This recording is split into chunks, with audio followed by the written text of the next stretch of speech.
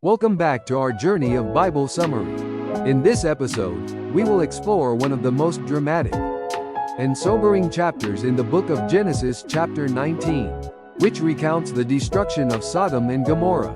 This chapter tells the story of judgment, rescue, and the consequences of moral decay. Let's dive in. Section 1. The angels arrive in Sodom. Genesis chapter 19 opens with two angels arriving in the city of Sodom.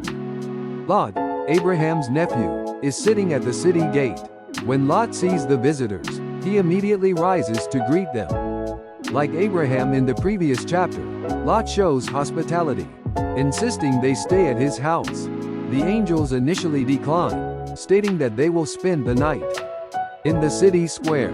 But Lot, aware of the dangers in Sodom, urges them to come into his home. Reluctantly, they agree, and Lot prepares a meal for them. As night falls, the wickedness of Sodom becomes evident. Men from every part of the city surround Lot's house, demanding that Lot hand over the visitors so they can assault them. The depravity of the city is fully revealed here, as the people seek to violate Lot's guests, not realizing they are divine messengers. Section 2. Lot protects the angels. Lot, desperate to protect his guests, steps outside and pleads with the men of the city not to commit such wickedness. In an act of desperation, Lot even offers his daughters in place of the angels, an action that reflects the degraded moral state of Sodom, but also Lot's desire to protect those under his care. Lot's attempts to reason with the mob fail, and the situation escalates. The men of Sodom accuse Lot of being an outsider, trying to judge them and attempt to break down the door. At this critical moment, the angels intervene. They pull Lot back into the house and strike the men with blindness, causing chaos among the crowd.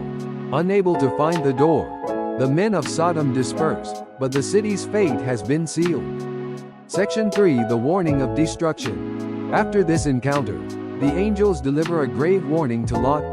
Do you have anyone else here? Sons-in-law, sons or daughters, or anyone else in the city who belongs to you? Get them out of here, because we are going to destroy this place. Lot goes to warn his sons-in-law, but they laugh at him, thinking he is joking. They refuse to believe that destruction is imminent, and so they choose to remain in the city. Section 4. Lot escapes with his family. At the break of dawn, the angels urge Lot to hurry and flee the city. But Lot hesitates, so the angels grab his hand, along with the hands of his wife and daughters, and led them out of the city.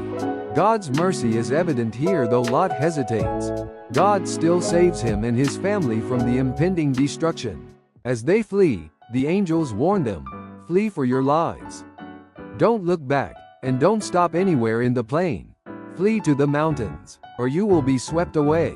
Lot pleads to go to a small town called Zoar instead, and the angels grant his request.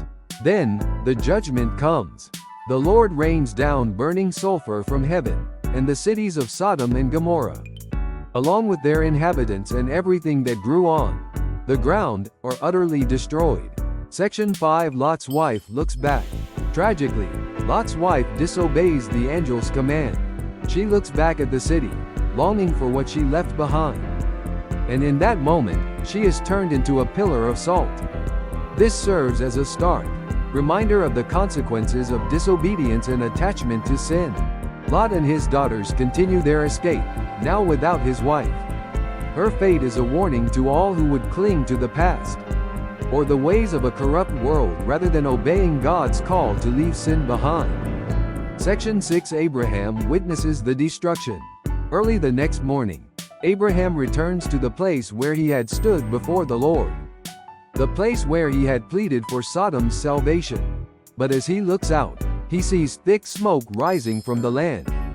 The cities have been destroyed, and the scene is one of desolation. Though Abraham had interceded for Sodom, there were not even 10 righteous people in the city. The judgment had come, but in God's mercy, Lot and his daughters were spared.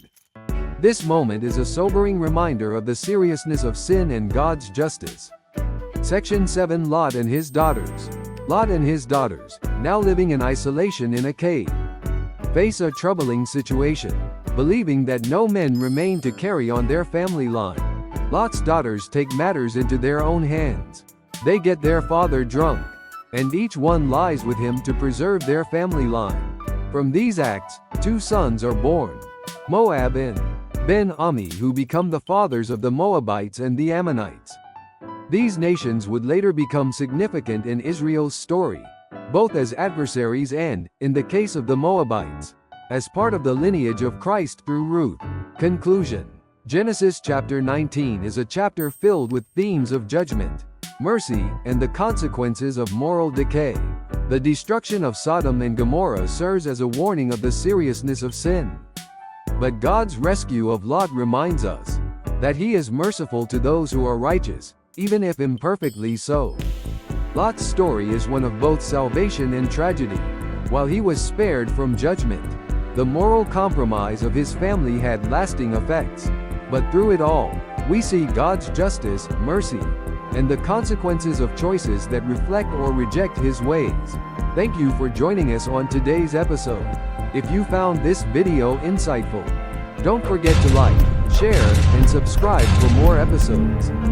Until next time, may you walk faithfully in God's ways and trust in His justice and mercy.